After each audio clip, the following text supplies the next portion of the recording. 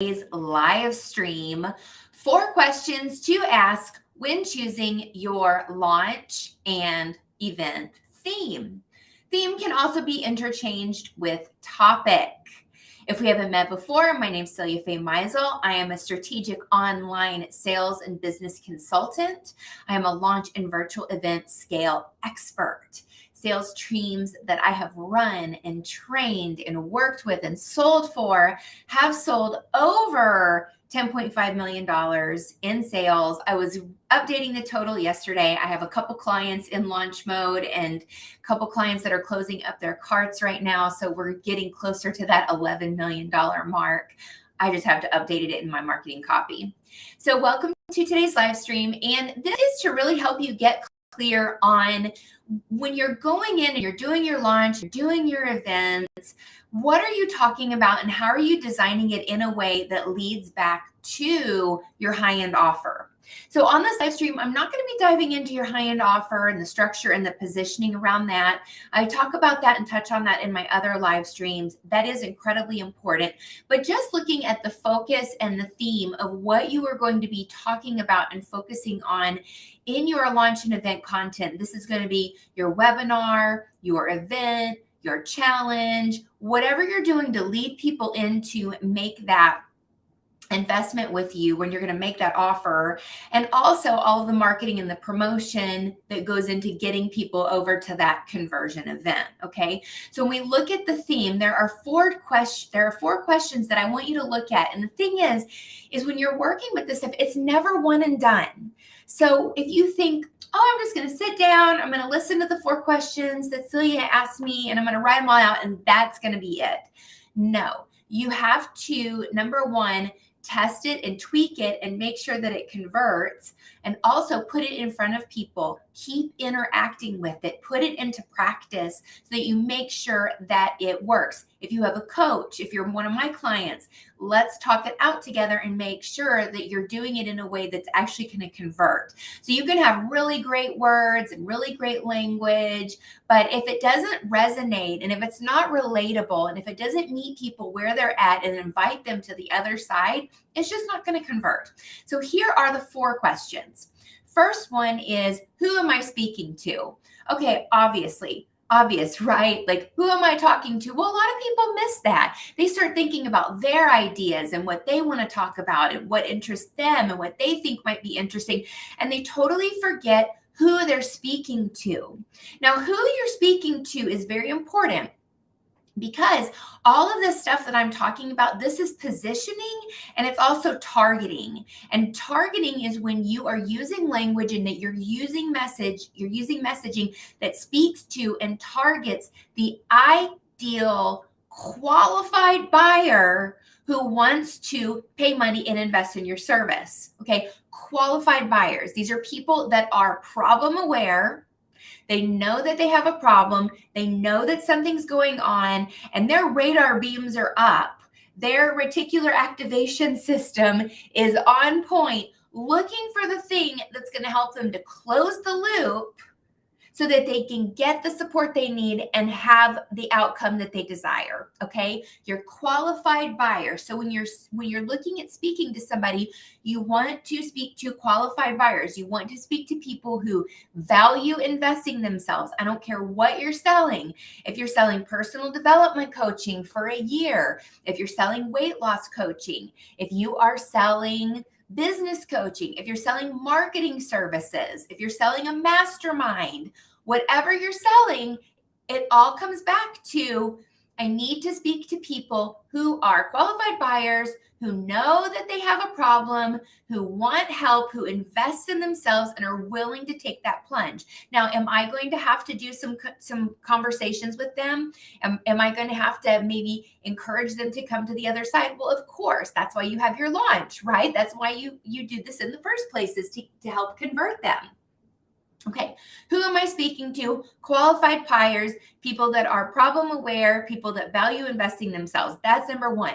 That's surface level, okay? We can go much, much, much deeper than that, okay? But that's surface level for what I can give you on this live stream. If this is something that you'd like support with inside of your business, you can book a call with me at http://moremethod.info. We can talk it out and we can see if I'm a good fit to coach you or even consult and do done for you sales and done with you sales inside of your company. Okay, question number 2. What is keeping them stuck? What is keeping them stuck? Essentially, what are the problems and the challenges that they are facing? What is it? What is going on with them? And how do you use it in your own language? So I'm going to use an example of a weight loss coach. We'll say personal development for the time being. Weight loss coach. Okay, they're stuck. They can't lose weight. Okay. Why can't the person lose weight? Well, they're trying all these different diets and none of them are working. They lose weight and then they gain them all back. Well, what is really keeping them stuck? It's their mindset. It's their thinking. It's their approach. It might be the foods that they're eating, all of that combined. Okay. So you go through the process of looking at all of the things that are keeping them stuck, their thoughts, their actions, their beliefs, their habits. What is it? And then the same thing goes if you're doing B2B and you're selling to somebody who you're selling business coaching to someone. You can look at, okay, what is keeping this person stuck inside of their business? Maybe they don't know how to manage their money. Maybe they don't know how to market appropriately. Maybe they don't know how to close sales. Okay, so of course, when you're going through the process of what is keeping them stuck, you're going to be looking at it through the lens of how you help people, of what you support people with. You're not going to be looking at things that aren't relevant to the support that you bring to your clients. Am I right? You're going to be looking at the things that you help people with that you know that your ideal buyers, your qualified buyers are stuck with. Okay. So what is keeping them stuck is question number 2. You want to brain dump it. You want to write it all out, get all of your ideas out. Number 3, why is that keeping them stuck? Why is it? Is it their thinking? Is it that, they've had this experience in their life and so they're looking at things in a way that they shouldn't be? Are they taking the wrong actions? Do they think that they need to go in this direction when really they need to be going in this direction? So you want to write out all of the different reasons why that thing is keeping them stuck or those things are keeping them stuck and brainstorm all of those different whys. Okay. And now you're really starting to understand who this person is, what's going on with them. And then the last thing is how long have they been stuck? Because if somebody has been, if they've been stuck for a week, a month, 3 months, okay, that might be a little bit of annoyance. Somebody that's been stuck for 6 months, 12 months, 18 months, 2 years, they're fed up and they're frustrated. Those people, either if they're not in complacency and they haven't just accepted that this is just how things are going to be, then they're going to be over there in your qualified buyer. They're probably investing in different things to look for support, to look for help to get them out of their current situation. Okay. So how long have they been stuck? Is it going to be cookie cutter for everybody? No. And none of this is cookie cutter. We just want to have an idea about who we're speaking to, what's keeping them stuck, why is that keeping them stuck, and how long have they been stuck? So we really understand where they are and what's going on. And with all of that information, now you can sit down and say, okay, what do they want? Okay, so I guess that would be question number 5. What do they want instead?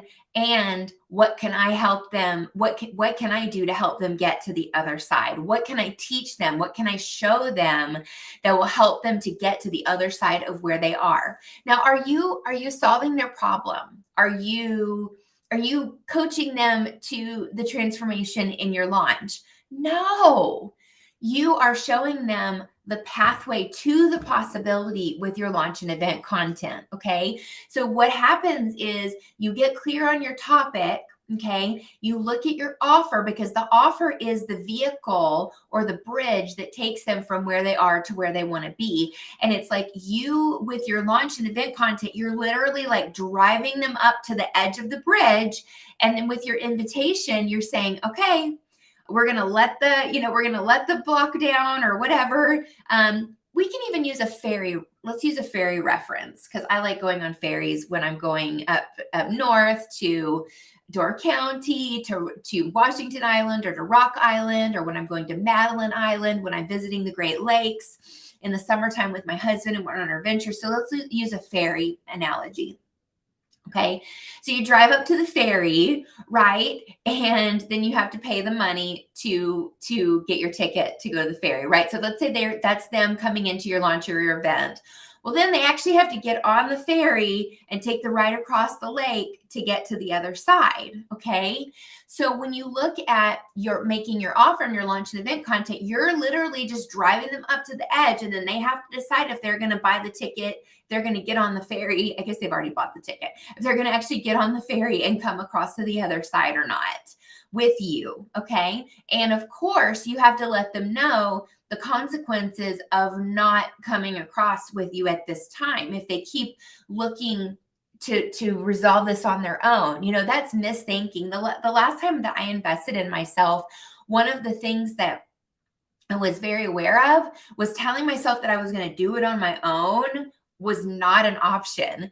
And to me, I've said this many times in many sales interactions with people, that going it alone is not a business plan. Going it alone is not a strategy. And you can use that in your sales calls. So people say, like, I'm going to go it alone. I'm going to do it on my own. I feel like I already have everything that I need. No, not true. That's an excuse. Going it alone is not a strategy, and it's not a plan. You're the one that has the tools and the resources to help them get across to the other side. So we have the 4 questions. We go through the whole exercise. You go through the whole exercise, work out all of your answers, and then you come across with, okay, what am I going to make my topic about that's going to be relevant to these people, that's going to help them know that, number one, I understand where they are. I probably understand them better than they do. They're going to want to jump on board and come into my event. They're going to come into my launch. They're going to come to my webinar or challenge, however you're running it. And then they're going to want to be engaged the whole time. And then when I make the offer, they're going to want to come and join me on the other side. And when you nail this, there's an art to this, but when you nail this and you get the language and you get the psychology and you get the understanding down, converting buyers becomes so much easier, and making sales in your business becomes so much easier, and you're able to convert more. And there's so much that we can do. This one little piece here, it ripples out into all areas of your launch, but there's so much to also be done around with your offer and your offer positioning, how you're actually making your offer and communicating your offer when you make it, and then your sales process. How are you enrolling people into your offers? So all of these things are an ecosystem that work together inside of a company to have a really effective, high converting sales machine, literally. So if this is something that you want to explore more and look at how I could help you and my team can help you maximize your launch and virtual event sales, you can head to http://moremethod.info. You can book a call with me.